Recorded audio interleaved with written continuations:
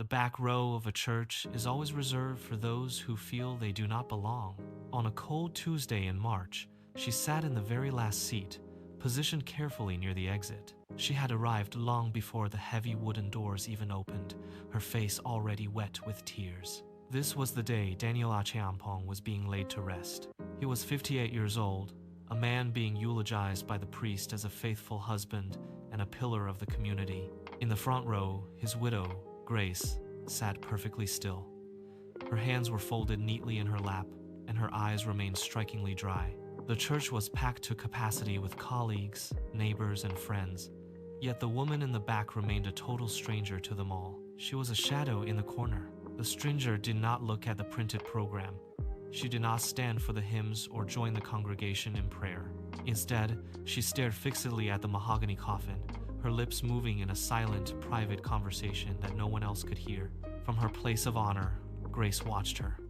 She noted the raw intensity of the stranger's grief, a sharp contrast to the formal mourning in the front pews. When the service finally ended, the woman moved quickly toward the gate, trying to vanish. But Marcus, Daniel's son, intercepted her. "I don't think I know you," he said, his voice filled with confusion. The woman looked at him, her eyes heavy with a specific, sharp pain.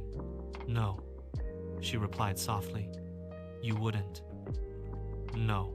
She disappeared into the city before he could ask another word. 2 weeks of silence followed. Grace sat in her quiet kitchen, the house feeling larger and emptier than ever before. While sorting through Daniel's old coats, she found it. A small card tucked deep into a pocket with a single, handwritten phone number. No name, no explanation. With trembling fingers, she dialed. A woman named Adaiz answered on the second ring. Her voice was cautious, weary, as if she had been waiting for this call for decades. They agreed to meet in secret, away from the pews and the prying eyes of the neighbors. When they finally met, Grace learned the shattering truth.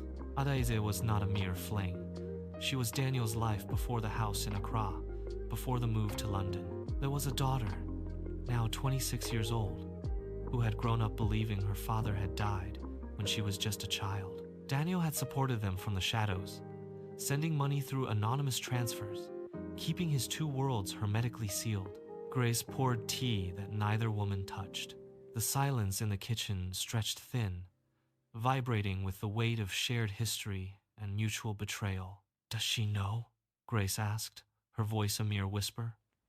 Adie's gripped her bag, staring at the table. "I don't know what he would have wanted," she whispered back. Grace looked at the wall, her expression hardening. "He is gone," she said firmly. "What he wanted no longer has a vote in this world." The truth sat between them, heavy and undeniable. Across the sprawling city, a young woman moved through her ordinary day, completely unaware that her entire history had just been rewritten in a quiet kitchen. She did not know that her father had actually died twice, once in secret years ago to protect a lie, and once for real on a Tuesday in March. The legacy of Daniel's choice remained, a hidden tide waiting for the perfect moment to finally surface and change everything. Some secrets are buried in the ground, but others live on in the people left behind, waiting to be told.